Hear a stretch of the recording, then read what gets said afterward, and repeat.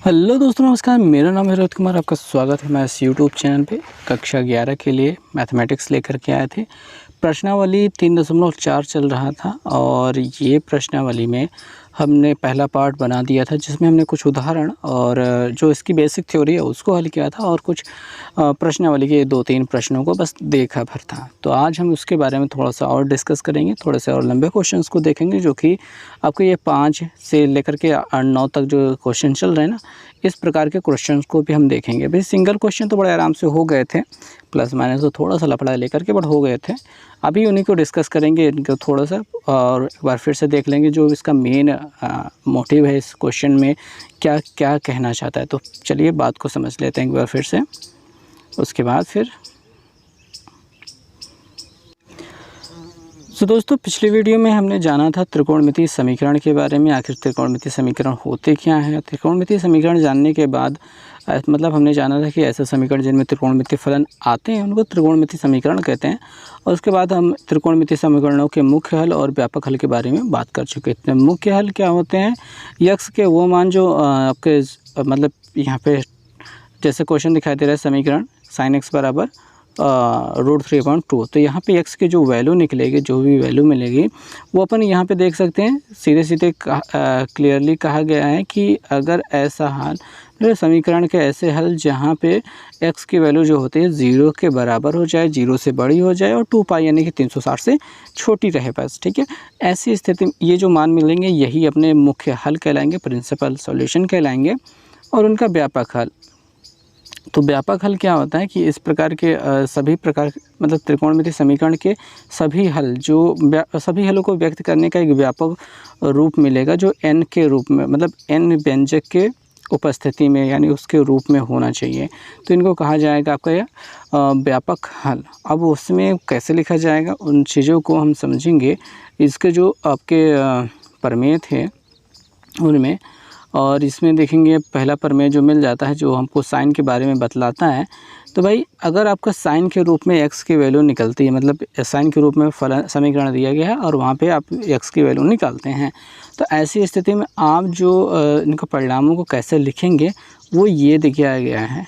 यहाँ पे आप इसको साफ साफ देख सकते हैं, या फिर आप समीकरण में ही देख लीजिए जो प्रमेय दिया गया है। साइन x बराबर साइन y दिया गया है, तो ऐसे में x बराबर आपको क्या दिया गया है? ऐसे में आपको x बराबर दिया गया है n पाई प्लस -1 की पावर n और y। तो ये जो आपको दिया गया है ये आपका व्यापक हल है और इसी के रूप में आपको रखना होगा चीज़ों को। और यहाँ पे उसके नीचे परिणाम भी दिए गए हैं, देखेंगे यहाँ पे ये साफ साफ लिखा गया है कि x बराबर n पाई प्लस -1 की पावर n इंटू वाई। और y की जगह पे क्या रखना है हमको? x की वैल्यू जो हमको कोण मिलेगा वो रखना होगा, ठीक है। तो यहाँ पे ऐसे रखना होगा और जहाँ पे n बराबर हम लिख देंगे एलिमेंट ऑफ z। z क्या है? वास्तविक संख्याओं का समूह है।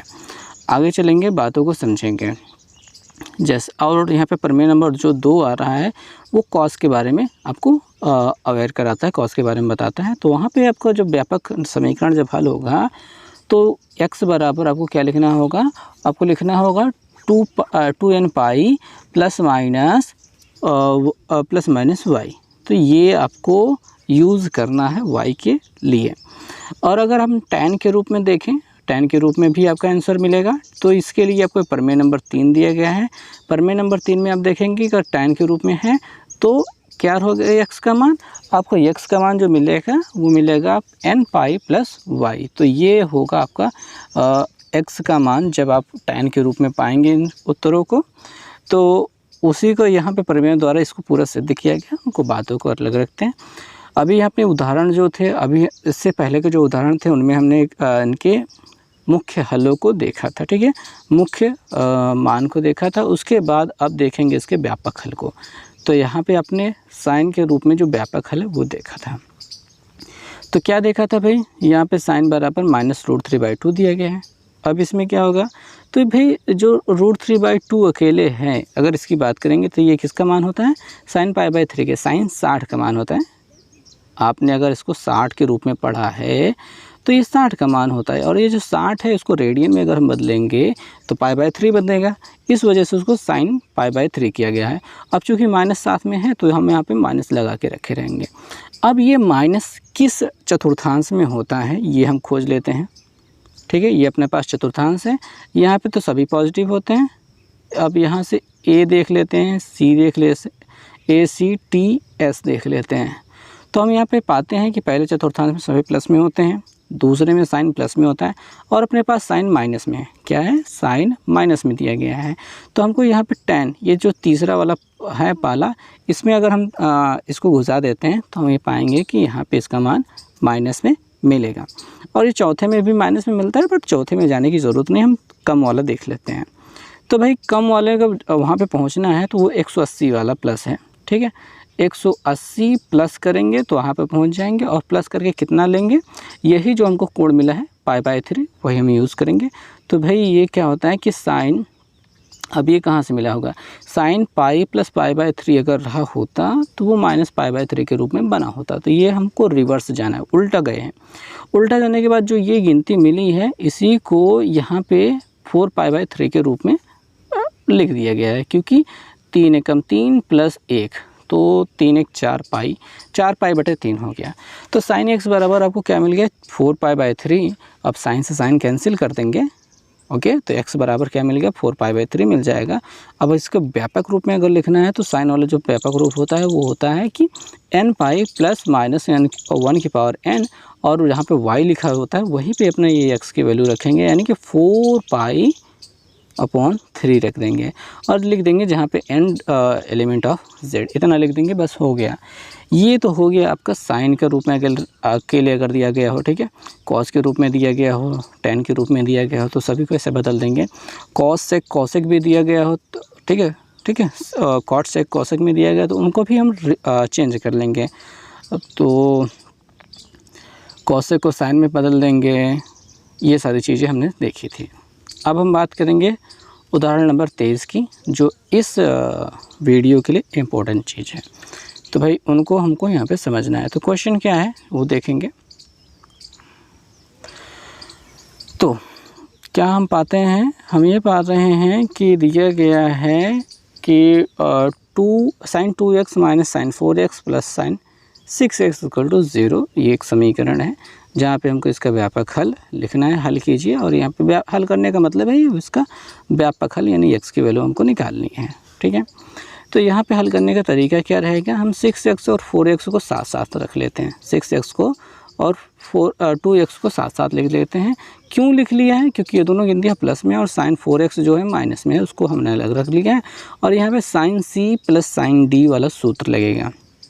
sin c plus sin d में होता क्या है भाई, होता है क्या, 2 sin c plus d, 2 sin, ठीक है, sin c प्लस d/2 होता है भैया, और उसके बाद cos c माइनस d/2 होता है। अभी लिख नहीं पा रहा हूँ मैं, और क्योंकि मेरे पास वो सुविधाएं थोड़ी सी नहीं हैं जिसके ज़रिए हम बहुत साफ वैसे जगह तो यहाँ पे काफ़ी है, मैं ऐसे लिख सकता था, बट चूँकि अपने पास वो चीज़ें नहीं हैं जिससे लिखी जा सकें, तो बात के लिख लेते हैं। देखो भाई 2 sin, ठीक है, c प्लस d/2 होता है, और cos, यहाँ पे cos c माइनस d/2 होता है। ये होता है पूरा formula sin c plus sin d का। तो यही यहाँ पे यूज़ किया गया। 2 तो आ गया अपना सूत्र वाला, ठीक है। sin 4x कहाँ से मिला, 6 और 2 को जोड़ने पर 8, 8 का आधा 4, ठीक है। और cos 2x कहाँ से मिला, 6 में से 2 घटा 4, 4 का आधा 2। तो यहाँ पे इस वजह से इतना आपको मिला है। और ये माइनस 4x तो पहले से था, उसको ऐसे लिख लिया। अब हम देखते हैं कि sin 4x जो है दोनों पदों में है, तो इसमें से कॉमन ले लिया और जो बचा है वो हमने सीधे सीधे यहाँ पे लिख लिया है। सीधे हमने इसको लिख लिया है। अब जब ये कोष्टक में दो अलग अलग चीज़ें मिल गई, गुणनखंड फैक्टर मिल गया है, तो हम दोनों को अलग अलग मान लेंगे। क्या मानेंगे कि sin 4x को मान लिया गया 0, ठीक है, इतना क्लियर है।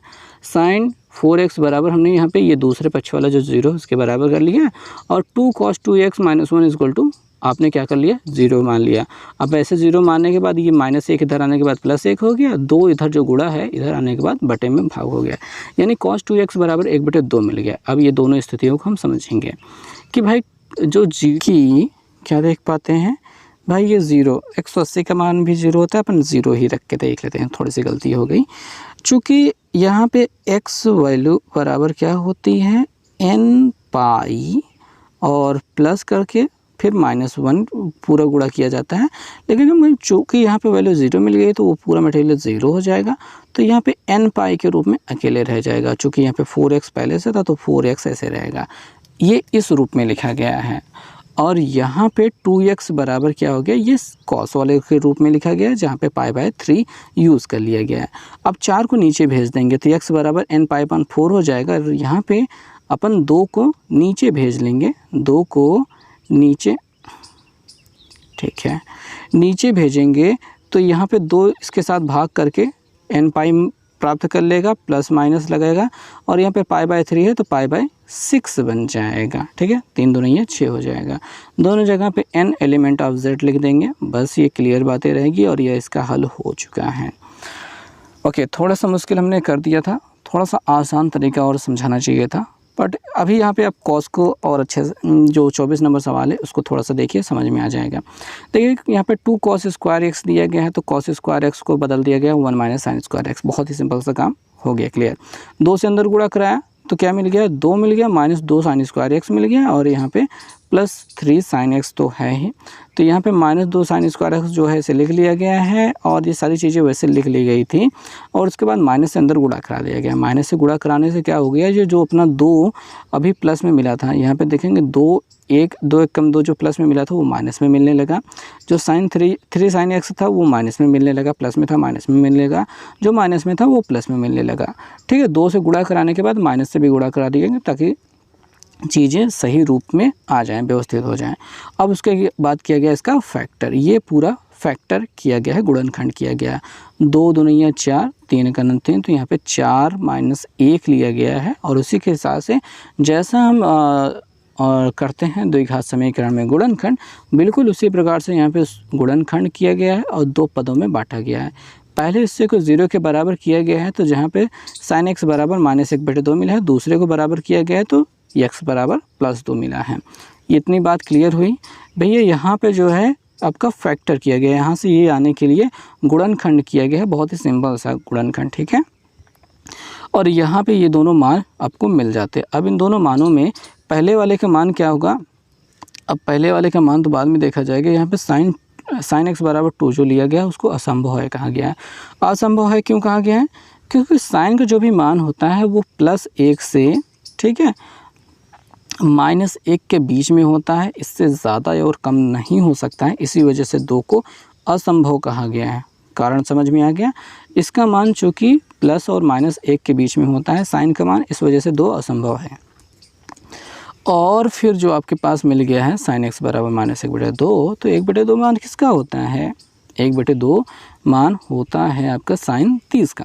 ठीक है, ये 30 का मान होता है, लेकिन 30 अपने पास क्या होता है, sin 30 का मान जो भी मिलेगा वो प्लस में मिलेगा।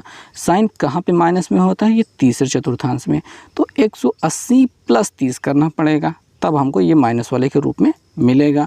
इस वजह से 180 यानी कि पाई प्लस 30 का मान क्या होता है, π/6 होता है, π/6 होता है। ओके, बात को समझेंगे।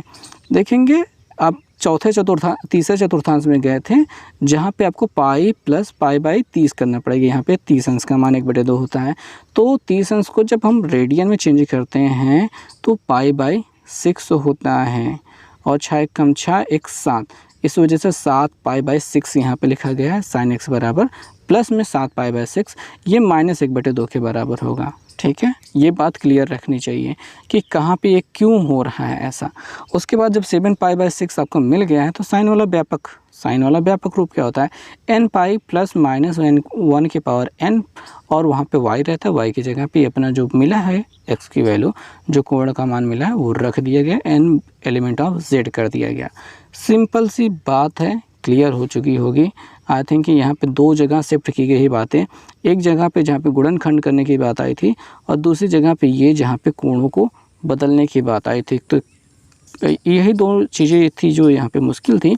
और एक चीज़ ये भी मुश्किल थी कि साइन x बराबर जो 2 है इसका मान 2 है, असंभव है। क्यों असंभव है? तो सारी चीज़ें हमने बताने की कोशिश की है। आई थिंक कि समझ में आया होगा। तो यहाँ पे ये उदाहरण जो होते हैं ख़त्म हो जाते हैं, उसके बाद प्रश्नावली शुरू हो जाती है। अभी हम चलेंगे प्रश्नावली के हल को देखेंगे, कुछ एक प्रश्नों को हल करेंगे, देखेंगे कैसे हो सकता है। बहुत ही सिंपल से रहेंगे। ओके,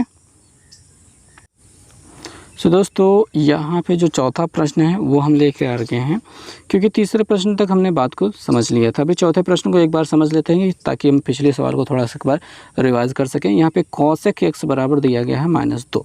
ठीक है, कॉसेक x बराबर जब माइनस दिया गया तो कॉसेक बराबर होता है 1/sin, यानी कॉसेक को उलट देंगे तो साइन मिलेगा। तो यहाँ पे कॉसेक को उलट करके साइन लिखा गया है, इस वजह से 2 भी उलट करके 1/2 मिल गया है। इतनी बात क्लियर हो गई होगी, बात समझ में आ गई होगी कि हमने यहाँ पे दोनों को बदला है। कॉसेक को उलटते थे बड़े कॉसेक होता जो कि साइन के बराबर हो गया है, और यहाँ पे आपको 2 को जब उलट दिया गया है तो आपको -1/2 के बराबर हो गया। इतनी बात क्लियर हो गई। अब जो 1/2 होता है वो साइन का मान कब होता है? साइन का मान 30 पे होता है। जो 30 अंश आपका कोण है इसको जब रेडियन में बदलेंगे तो π/6 के बराबर आएगा। कैसे आएगा? हम पाई से गुणा करेंगे और 180 से भाग करेंगे तो 0 0 कट जाएगा, 3 6 18, तो π/6 आपको मिला। इस वजह से यहाँ पे π/6 है। अब चूँकि यहाँ पे माइनस वाली बात हो रही थी तो भाई साइन माइनस कब होता है? साइन माइनस होता है तीसरे चतुर्थांश में। पहले में तो सभी पॉजिटिव, यहाँ पे तो साइन पॉजिटिव रहता ही है। अपन यहाँ पे पाएंगे तीसरे चतुर्थांश में साइन माइनस में होता है। अब चूँकि साइन अपने पास है और हमको साइन ही रखना है, इस वजह से 180 प्लस थीटा करते हैं। तो यहाँ पे जो माइनस ये पूरा हिस्सा है ये 180 मतलब पाई प्लस π/6 यानी कि 30 अंश। ठीक है, इतना करने के बाद ये साइन के रूप में बदल गया, जो प्लस के रूप में हो गया। तो इतनी बात क्लियर हो गई होगी। अब यहाँ पे ठीक है, और यहाँ पे जो दिया गया है ये हिस्सा, ये क्या है? ये इस बात को रिप्रेजेंट करता है कि भाई देखो, चौथे जो चतुर्थांश है वहाँ पे भी आपका साइन माइनस में होगा। तो ये पहुँचाएगा आपको 2 पाई यानी कि 360 माइनस थीटा यानी कि वही अपना π/6 ही रहेगा, यानी 30 अंश ही रहेगा। लेकिन आपको 360 माइनस 30 करना होगा, तब पर भी आप पहुंच सकेंगे यही माइनस वाले पे।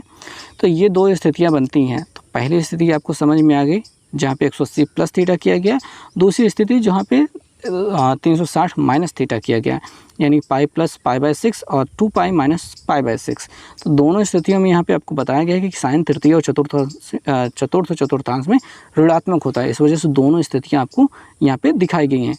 अब यहाँ पे बात को समझेंगे कि जो आपका पास पाई प्लस थीटा है और यहाँ पे वही चीज़ को हल किया गया, तो उसको रहने देते हैं। आपको पूरी चीज़ हमने समझाई कि pi plus sine pi plus theta यानी कि 180 प्लस थीटा बराबर माइनस साइन थीटा होता है, और 2 पाई प्लस थीटा बराबर माइनस साइन थीटा होता है। तो दोनों बातें वही हैं, क्लियर बातें समझाई गई हैं। तो यहाँ से आपको मिल गया है 7 π/6 और यहाँ दूसरे वाले हिस्से से मिल गया है आपको 11 π/6।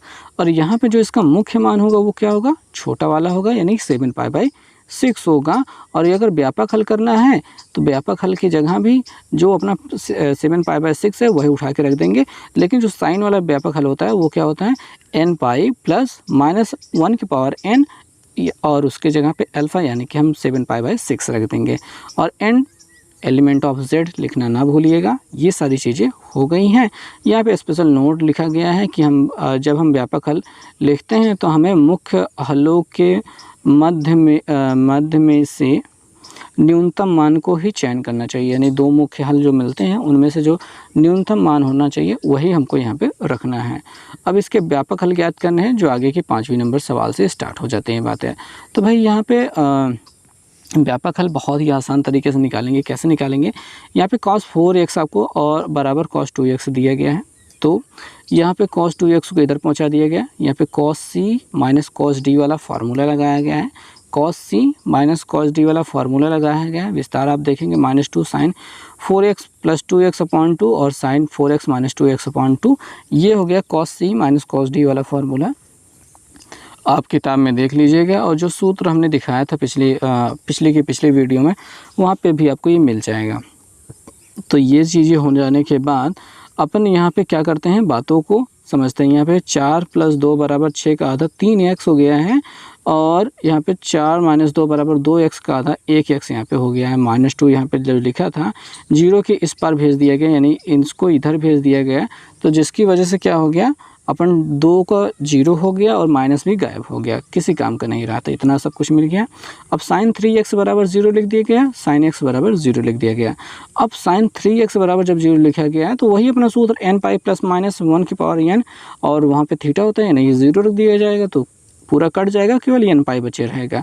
अब क्या करेंगे, कुछ नहीं भाई, हो गया x = n पाई जब बन रहा है तो x = n पाई / 3 हो गया, और x = n पाई जो यहाँ पे बन रहा था वहाँ पे भी x = n पाई रहा, n बराबर x n element of z कर दिया गया। बहुत ही सिंपल सा काम हो गया। यहाँ पे नोट दिया गया है, उसको पढ़ लेंगे। जब भी हम त्रिकोणमितीय समीकरण को हल करते हैं, हमें हमेशा याद रखना चाहिए कि सूत्र के पदों में हम केवल सूत्र के पदों को हम केवल तभी उपयोग कर सकते हैं जब व्यंजक का एक पक्ष चर दूसरा पक्ष अचर हो। ठीक है, इसमें जो व्यंजक का प्रयोग हो रहा है, ये हमने जो लिखा है ये व्यंजक है, इसका प्रयोग हम तभी कर सकते हैं एक तरफ जब चर और दूसरी तरफ क्या होगा, अचर होगा, स्थितियाँ बनेगी। जैसे यहाँ पे आपको दिखाई दे रहा है, एक बार sin 3x चर हो गया और 0 क्या हो गया, एक अचर गिनती हो गई है। ठीक है, क्लियर बातें। आगे बात को समझेंगे। यहाँ पे 6 cos, जो छठा प्रश्न है वो cos के रूप में दिया गया है और cos के रूप में लंबे सूत्र हैं। तो देखेंगे यहाँ पे फार्मूला भी दे रखा है आपको, बहुत ही सिंपल सा काम है, बात को समझेंगे। ओके, तो ये है क्या लिखा गया है, cos 3x plus cos x minus cos 2x। तो cos c plus cos d वाला यहाँ पे फार्मूला आपको लगाना है, किसमें, 3x और x में, sin cos 3x और cos x में। तो ये फार्मूला आपको लिखा गया है, आप इसको रट डालेंगे और इसी का हमको यहाँ पे प्रयोग करना है। कहा गया है सर्वप्रथम हम प्रथम 2 पदों में ये सूत्र लागू करेंगे, उसके बाद हमें इसके बाद इसको सरल करेंगे। तो यहाँ पे इन दोनों में इसका फार्मूला का प्रयोग कर दिया गया है। 3x + x = 4x/2 करेंगे तो क्या हो जाएगा, 2x मिल जाएगा, और 3x - x = 2x बचेगा। 2x को जब 2 से भाग करेंगे तो x अकेले बच जाएगा। तो 2 cos 2x और cos x minus cos 2x = 0 हो रहा है। cos 2x को नॉर्मली कॉमन ले लेंगे, जैसे कि हमने एक उदाहरण में हल किया था, और 2 cos x - 1 बच जाएगा। तो cos 2x = 0 करेंगे तो cos 2x = 0 हो रहा है। अब क्या हो गया, बहुत ही सिंपल सा काम, जो इसका फार्मूला होता है, जो इसका पूरा बेस होता है, उसी पे रखेंगे। cos 2x जो cos के पदों में व्यापक होता है वो क्या होता है, 2n pi plus minus alpha होता है। तो यहाँ पे जो है cos 0 कब होता है, cos का मान 0 कब होता है, cos 90 पे 0 होता था। यहाँ पे 90 यानी कि π/2 यूज़ किया गया है। ठीक है, तो 2x बराबर यहाँ पे हमको क्या मिल जाएगा कि 2x बराबर 2n पाई और π/, प्लस माइनस π/2, ये होना चाहिए। थोड़ा सा क्लियर कम है। ओके, तो वही चीज़ को यहाँ पे अप्लाई किया गया, इम्प्लीमेंट किया गया, रखा गया है। रखने के बाद यहाँ पे π/2 को कॉमन लिया गया है। उसके बाद यहाँ पे अपन 2 से नीचे भाग करा देंगे। भाग कराने के बाद ये क्या होगा, 2 तो नहीं है, यहाँ पे 4 हो जाएगा, और 2n + 1 वैसे ही पड़ा रहेगा। और यहाँ पे 2 cos x - 1 जो है, यहाँ से -1 उधर जाने के बाद प्लस हो जाएगा, 2 से भाग देंगे इतना हो जाएगा। अब यहाँ पे 1/2 कब होता है, 60 पे होता है, यानी कि π/3 पे होता है, और यहाँ पे 2n पाई प्लस माइनस π/3 कर दिया गया। बहुत ही सिंपल सा काम यहाँ पे हो चुका है। ओके, तो यहाँ पे भी वही चीज़ अप्लाई की गई, यहाँ पे भी वही चीज़ अप्लाई की गई है। ओके, तो ये आपका आंसर हो चुका है, और यहाँ पे लिख देंगे n एलिमेंट ऑफ z। उसके बाद जो 7वां क्वेश्चन है, 7वां क्वेश्चन भी उसी तरीके से हल करना है। तो अगर हम 7वें प्रश्न को देखें तो यहाँ पे हम क्या देखते हैं कि लिखा गया है sin 2x plus cos x। sin 2x बराबर क्या होता है, 2 sin x cos x। दोनों में cos x को कॉमन ले लिया गया, 2 sin x +1 हो चुका है। cos x बराबर 0 किया गया तो cos किसका मान होता है, cos 90 का मान होता है। तो जब 90 का मान होता है तो x बराबर क्या हो जाएगा 2n + 1 n π/2 ये हो जाएगा। और जब यहाँ पे देखेंगे इस दूसरे वाले हिस्से को जब करेंगे 0 के बराबर तो +1 उधर जाके -1 हो जाएगा और बटे 2 हो रहा है। अब ये किसका मान होता है भाई, यहाँ पे तीसरे चतुर्थांश में जाएगा यानी पाई + π/, यहाँ पे 1/2 किसका मान होता है, 1/2 होता है 30 का मान यानी π/6। तो आपका जो साइन वाला है यहाँ पे देखेंगे π/6 दिया गया है माइनस में और पाई + π/6 कर दिया गया है ताकि वो प्लस में चेंज हो जाए। तो sin x बराबर sin 7 π/6 हो गया है। और जब साइन के रूप में आपका मिला है तो x बराबर n पाई + -n पावर 1 पावर n 7 π/6 और n एलिमेंट ऑफ z कर दिया गया है।